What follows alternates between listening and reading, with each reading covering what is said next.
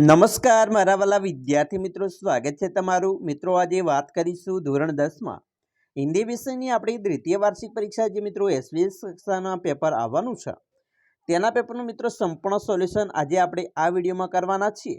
તો ચાલો વિદ્યાર્થી મિત્રો વિડીયોની શરૂઆત કરીએ. તેના પહેલાં તમે ખાસ ચેનલમાં નવા છો તો મારા વાલા વિદ્યાર્થી મિત્રો ચેનલને અવશ્ય સબસ્ક્રાઇબ કરી વિડીયોને લાઇક અને શેર કરી દેજો, જેથી કરી અમે તમારા સુધી ધોરણ 10ના તમામ વિડીયો છે મોકલી શકીએ. તો મિત્રો સૌપ્રથમ આપણે વિભાગ નંબર એ છે તેની અંદર ગદ્ય વિભાગ આવશે. ગદ્ય વિભાગની વાત કરીશું તો અહીંયા મિત્રો તમને કેટલાક વિકલ્પ સ્વરૂપે પ્રશ્નો પૂછવામાં આવશે, જે મિત્રો 3 વિકલ્પ છે અને તેના ગુણ પણ 3 છે. પહેલો વિકલ્પ છે कि धावा बोलकर माल असबाब लूट लेना किसका उद्देश्य है. तो અહીંયા મિત્રો 4 ऑप्शन છે, તેમાં जवाब છે डाकू का वो उद्देश्य है. दूसरा विकल्प है सदानंद का मन प्रसन्नता से नाच उठा क्योंकि मारवाड़ी सेठ ने एल्बम खरीद लिया. त्रीजू है सदानंद के कहने पर शादीराम ने पत्रिकाओं के चित्र का क्या किया. तो उसका उत्तर आएगा एल्बम बनाया. एना पछी मित्रों सही विकल्प चुनकर रिक्त स्थान की पूर्ति कीजिए. अहींया मित्रों तमने 3 खाली जग्या आपेली छे जेना गुण पण 3 छे. चौथुं छे बुढ़ापा बहुधा खालिया का पुनरागमन है. तो जवाब आवशे बचपन. छठू कालिदास को राजकवि का सम्मान खालिया ग्रंथ के लिए मिला था. तो ऋतु संहार. पांचवू जॉन डंकन खालिया के निवासी थे. तो स्कॉटलैंड के. एना पछी मित्रों निम्नलिखित वाक्य में से सही वाक्यांश चुनकर पूरा वाक्य फिर से लिखिए. अहींया 7मुं छे दंतुल को खेद था कि उसने कालिदास के साथ अशिष्टता का व्यवहार किया था. 8मुं छे मनुष्य को अपनी निर्मित वस्तु से उतना ही प्यार और लगाव है जितना अपनी संतान से. 9मुं छे यदि दंतुल कालिदास के क्षेत्र का निवासी होता तो वह हरिणों का शिकार न करता.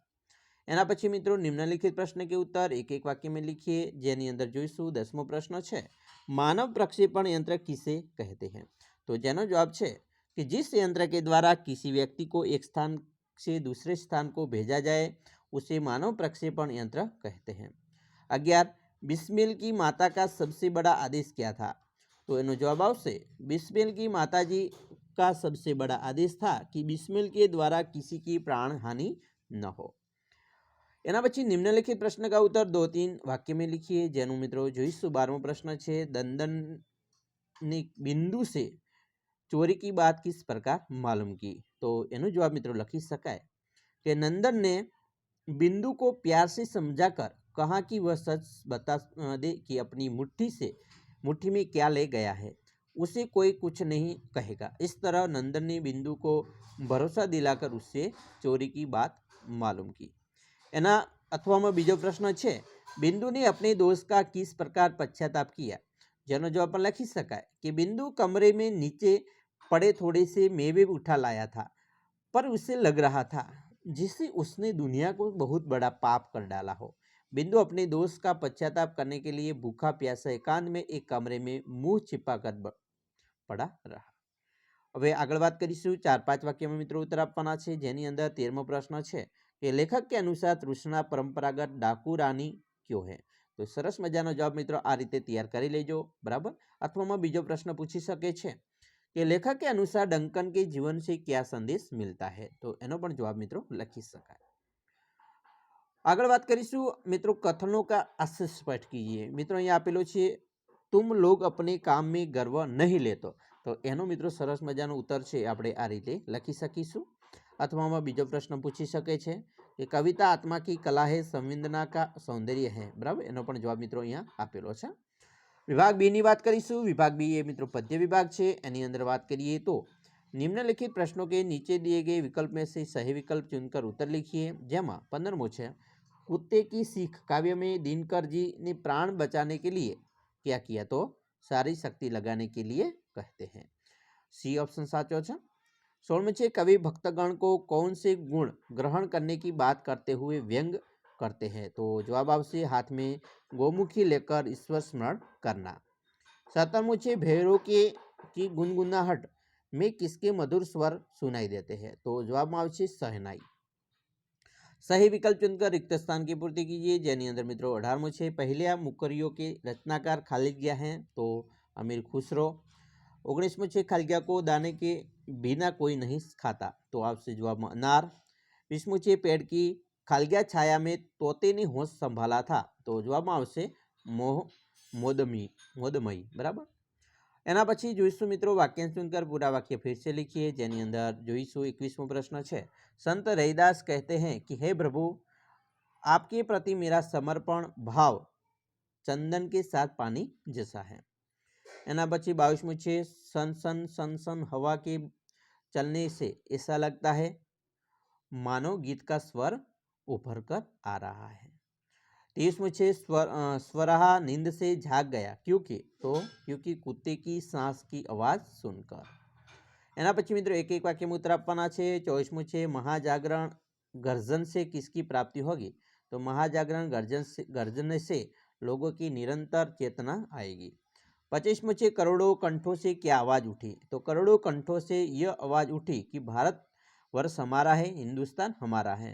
नेक्स्ट प्रश्न मित्रों છે निम्नलिखित प्रश्न का उत्तर 2-3 वाक्य में लिखिए। જેમાં 26મું છે कुत्ता निराश क्यों हो गया જેનો जवाब લખી શકાય कि 4 मिनट तक कुत्ता खरहे का पीछा करता रहा। अंत में सामने एक घनी कंटीली झाड़ी देखकर खरहा छलांग लगाकर उसमें घुस गया। कुत्ते के लिए कंटीली झाड़ी में घुसना संभव नहीं था इसलिए वह निराश हो गया। नेक्स्ट प्रश्न मित्रों अथवा बीजो लखी सको छो मीरा इस भवसागर को किस प्रकार पार करना चाहती है तो जवाब में लखी सकाय कि मीराबाई को अपने शत्रु पर अपार श्रद्धा है। वे उन्हें ही भगवत की प्राप्ति कराने का आधार मानती है। वे सत्य सच्चाई की उस नाव पर बैठकर भवसागर पार करना चाहती है जिसके खेवनहार उनके शत्रु होंगे। પછી 4-5 વાક્યમાં ઉત્તર આપવાનો છે। ભારતવર્ષ हमारा है काव्य से क्या बोध मिलता है तो मित्रों सरस मजानो जवाब આપણે અહીંયા લખી શકીએ છીએ कि भारतवर्ष में करोड़ों लोग रहते हैं। भारतवर्ष के सभी लोग भारतवर्ष हमारा है का स्वर बुलंद करते हैं। यह स्वर धारा भारतवर्ष के करोड़ों करोड़ों लोगों की है। अथवा में बीजो प्रश्न लखी शकाय कि ढोंगी साधु भक्तजनों को क्या उपदेश देते हैं तो एनो जवाब मित्रों सरस मजानो આવી રીતે લખી શકીએ છીએ।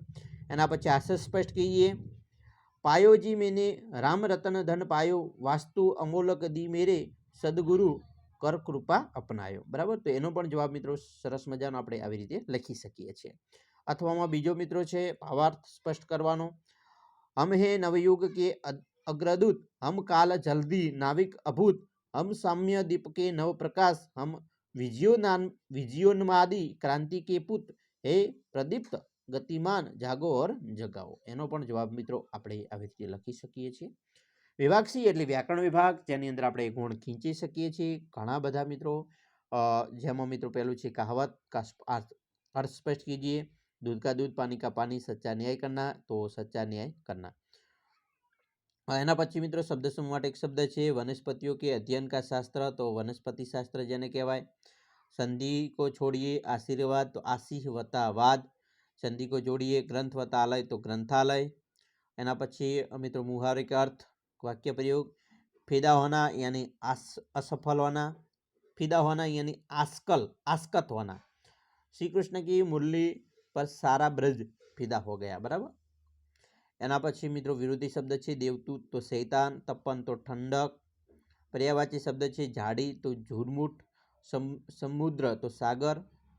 ભાવવાચક સંજ્ઞા મિત્રો છે ચપટના તો ચપટ અને महंगी तो महंगाई। પછી વિશેષણ છે પરિવાર તો પારિવારિક ગૌરવ તો ગૌરવશાળી। કર્તૃવાચક છે ખાના તો ખાવું અને અત્યાચાર તો અત્યાચારી। પછી સમાસ પહેચાનીએ ચરણ કમલ કર્મધારી મિત્રો સમાજ છે। કર્મનિષ્ઠ તો તત્પુરુષ સમાજ છે। તો આવી રીતે મિત્રો સરસ મજાની આપણે પ્રશ્નપત્રનું સોલ્યુશન જોયું। તમારે પણ આવી રીતે મિત્રો લખવાનું છે પેપર મોસ્ટ આઈએમપી આ મિત્રો પેપર આવી શકે છે। આવા જ વિડીયો જોવા માટે મિત્રો આપણી ચેનલને અત્યારે સબસ્ક્રાઇબ કરી લેજો। ખાસ કરીને મિત્રો બીજા વિડીયો જોવા માટે ચેનલના પ્લેલિસ્ટમાં જઈને જોઈ શકો છો। તો આશા રાખીએ છીએ તમને આપણો વિડીયો ગમી જશે અને વિડીયો ગમે હોય તો મિત્રો લાઇક શેર અને સબસ્ક્રાઇબ કરવાનું ન ભૂલતા। ચાલો મિત્રો ફરી મળીશું આપણે નેક્સ્ટ વિડીયોમાં। ત્યાં સુધી અમને રજા આપશો। જય હિન્દ જય જય ગરવી ગુજરાત।